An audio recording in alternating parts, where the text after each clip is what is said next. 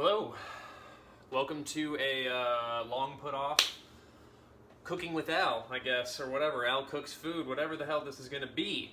I'm going to show you a little bit of just kind of what my breakfast for today is going to be. Breakfast is a big part of my day, but it is actually 2:03 right now.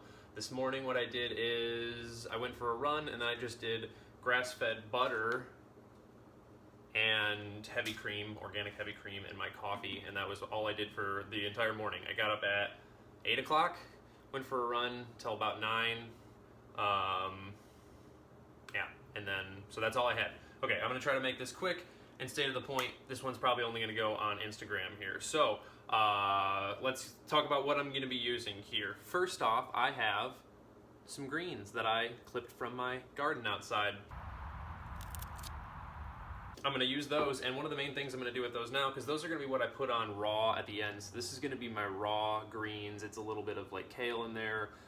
It's a little, what I actually just cut because there was some ones that I was not going to keep, so I'm just going to have to let those go, and I cut off all the little edible parts of the kale, and I'm going to use that because that is super nutrient dense, because there is a bunch of the nutrients that will be used to grow the entire plant of the kale, but I'm not going to be growing it, so I'm going to take that and use that. I got to cut some arugula and some other stuff in there, whatever. What I'm going to do is I'm going to take this lemon, I'm just going to cut a little bit of it here.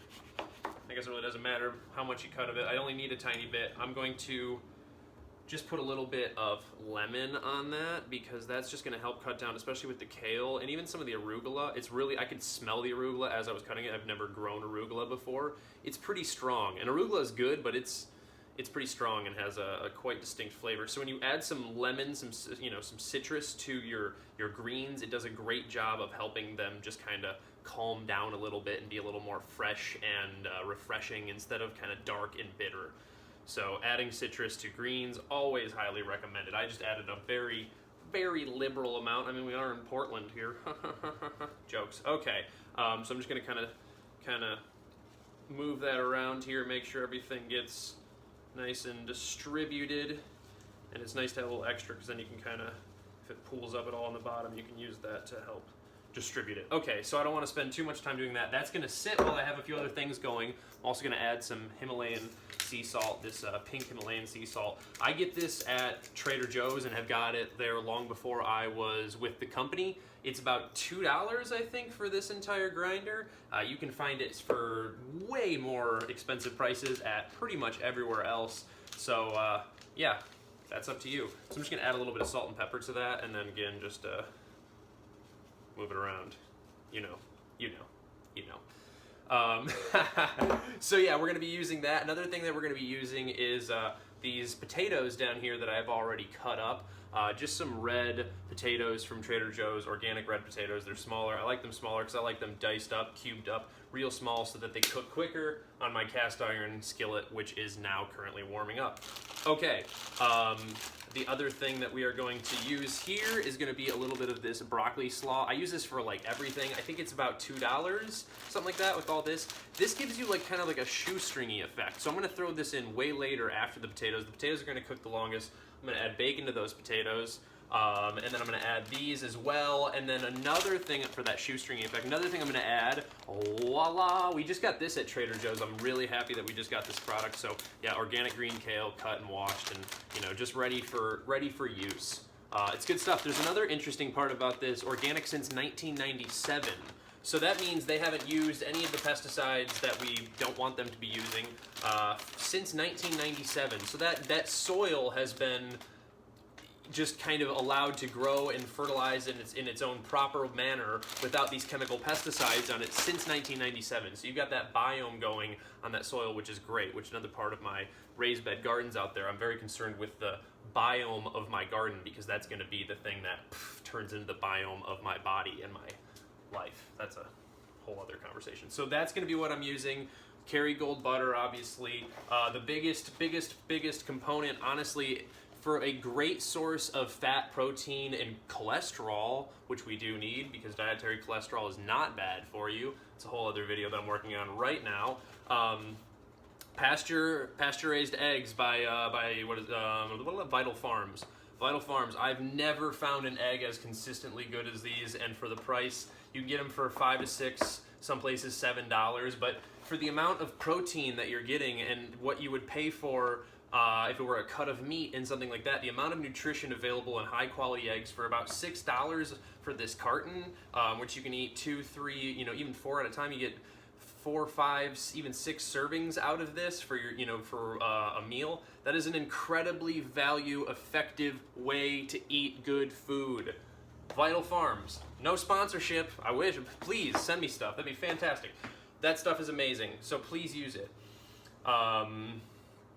Yeah, that's what we're gonna do here. I'm gonna throw these potatoes in and we're gonna start getting that process slowly. I'm not gonna talk throughout the duration of this. This is just gonna be quicker, but this is gonna be just my meal. I'll show you how it goes, and this is an exaggerated version of it, but eating real food, that is the game plan, and being able to try and enjoy yourself while you cook and prepare your foods. I mean, it's actually truly a joyous process, and it is an act of self-care, as they say in yoga worlds and things like that.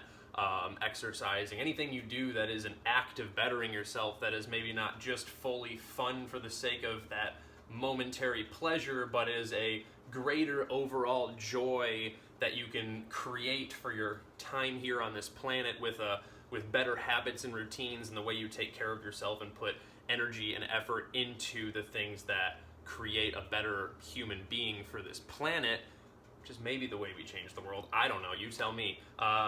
Those are, maybe those are some things to think about. So I'm gonna pause this for a second and yeah, we'll pick up on that.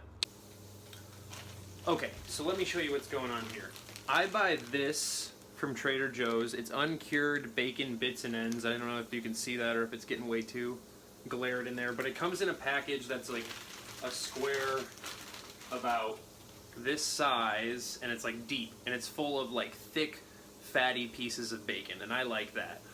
So I get that, and it's actually very cheap. Bacon is typically sold in like 8 ounces, 12 ounces. This one you get, I think it's a full 16. I cut the package quite a bit, so it's either, I think it's like 12 ounces for $4.49 or $4.99 or something like that. Where usually this, this is a new product we have. This is a no sugar added. I'll try to move it around so the glare can get out there. No sugar added, lower sodium, so that's not an awful thing. Bacon, but it is only 8 ounces, and it is costs a little bit more than that one, which I believe might be 16 or is at least 12. So that one is the cheapest one. And what I do with this is, here's the thing. If you do not have a pair of kitchen scissors, I can't recommend them enough. They come apart, so you can clean them easily, because I use them primarily for cutting meat very easily. So, especially raw meat. So what I do with these bacon bits and ends is I just grab, I mean, you have to, this also there's a hint of precaution on this one, because if you don't make sure the bacon cooks through on here, so I'm going to turn this down a bit, and I'm going to cut it into really small, basically bacon bits. So I'm just cutting into really small pieces. I know that my camera work can only be so good, and apparently I'd rather you see me than what I'm actually doing, but so whatever. Now it's hard to focus it in on this anyway. But I'm really just cutting it into small bits, not too tiny, because remember, it's going to cook down a good amount because bacon shrinks up because it's mostly fat. So that fat is also going to turn into what we're starting to cook with. I'm going to turn that down a lot because it's got a lot of heat behind it. It's going to stay warm for a while, so turning it down a little extra because it's cast iron, so it can actually cool off a bit. So I'm cutting this separately. See, the potatoes are back here, and I'm cutting the bacon into right here because it actually needs to make sure that it has plenty of surface area to cook, because bacon definitely needs direct surface contact to cook well. I mean, you can cook it slowly in an oven and stuff like that, and it takes a while, but surface contact is what makes it the quickest. So I cut those potatoes really fine and dice them up. I cut this really fine, and I kind of chop it up real small into bits, because I want all of this to cook really quickly. I don't have a bunch of time to sit there and let potatoes and bacon cook all day long. Here it's popping and cracking and stuff like that, which is why the apron, hey, what's up, helpful. Yeah, so I'm just going to cut all this in there. I don't want to get too distracted talking about that. That's what I'm going to do, and then we'll continue on. Okay, so if you look in here, you can see that I let the bacon cook kind of on its own again, so I can make sure that I was moving it and flipping it and making sure that the different surface areas were actually getting cooked. Bacon needs to cook that way. So doing that a good amount, separating all that. I kind of stacked the potatoes back here to even kind of slow their cooking so that the bacon here could catch up. Everything is kind of a time dance here. And I also wanted to cook with higher heat because most of this I just want a slight bit of crisp on it. But I'm going to slow the heat down right now while I just finish this bacon off. So, what's going to happen here? I'm going to kick this heat back up. So, I already turned this pan on. I've got my butter melted into this pan. I'm going to get my eggs going again, balancing the time. So, turning the heat back up. Now we have all of this is ready to go together. That bacon is like 90% cooked. So I'm not worried about it needing to have the surface area anymore. It'll be fine. It's going to stay in a very hot pan. It'll cook the rest of that way. I just wanted to get that part of it going. I'm going to start adding these little shoestrings. Actually, you know what? What I'm going to do? Your stove most likely leans a little bit, so know which side it leans to and know which side the oil moves to. And then I always move things away from that oil, and then I drag a little bit of the oil to the side that my oven leans to. Maybe you're balling out there and everything's perfectly flat. I don't know, but not me. So, and then I'm going to throw that into the oil, and I'm going to let those, again, that kind of shoestring effect, come over into this broccoli slaw.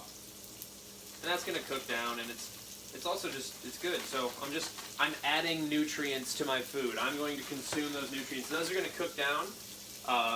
And that's fine. I'm going to have some cooked vegetables and those raw greens on top of there. So I'm going to throw those in first, let those kind of crisp up for that shoestring effect. While that's going, I'm going to add my eggs in over here. Pull my trash over. I just crack my eggs right into there. I don't know how well you're going to see this, but shoot, I didn't want to do that. But that is, yeah, you don't see that at all, especially because that's a deep walk right there. But I assure you that these egg yolks, super dark orange, very consistent, just a fantastic thing that Vital Farms has done. I don't know that you can really get that deep orange of an egg without it having a pretty awesome diet, and I would hope that alongside that diet they make sure they have really awesome surroundings for that animal, which I am pretty sure that they do. So I'm going to get those things going right now. These shoestringy guys have been kind of frying in there. Now we can kind of add that to the overall, mix it all in there. Haven't even added any spices in yet, you know. Cooking with all these different flavors and textures that are already there, you don't need to add much, but I am definitely going to add some. And what I'm going to add right now for the very end, because I don't want it to cook like too heavily, but I'm going to add this kale in here and just make sure that they're kind of long pieces that it comes out as, so I'm just going to kind of rip it up just a tiny bit, because I don't want like long stringy pieces of kale. You want them to be smaller because it does get it's really fibrous, and the texture can take a little while to chew. So you want to break that up a little bit. The reason again that you would add some lemon and something like that really helps break down that fiber and breaks down the toughness of the kale a little bit there. So I'm gonna add that in so we have a little bit of cooked kale. We'll have a tiny bit of like the raw baby kale, I guess you could call it, and some other plants in there. So those are going. My eggs, I should have broke the yolk maybe a little sooner, but I'm cooking them a little bit lower, so they're not really. I'm not really worried about it. I'm just gonna kind of keep moving them around and probably add a little bit of oil here because I'm too lazy to go. Actually, I have my butter ready, so I'm gonna add another dollop of butter here. Oh my God, where is he? Is he behind the camera? That didn't even really come through. So yeah, so that's all going now. So I'm gonna toss. I tried not to say, but yeah. Yeah, this is gonna be it. I'll show you the final product. Ugh. Okay. So there we have it. There is our final-ish product. We still have that, but I did add a little bit of spice to this. I'm gonna add a little bit more salt and pepper. It's up to you, whatever you want to do with it. What I do with it is maybe not what you would do with it. I am going to add a chipotle lime mayo. yeah, so I'm gonna add mayonnaise to mine, but it's a very good, healthy Chipotle mayo that is made by Mark Sisson's company, the Primal Kitchen. So that's what I'm gonna do with mine. I'm gonna add these greens on top of that afterwards. And I'm gonna be done, and then I'm gonna have an awesome breakfast for myself. That wouldn't have taken that long if I wasn't trying to do all this nonsense. All right, have a good one.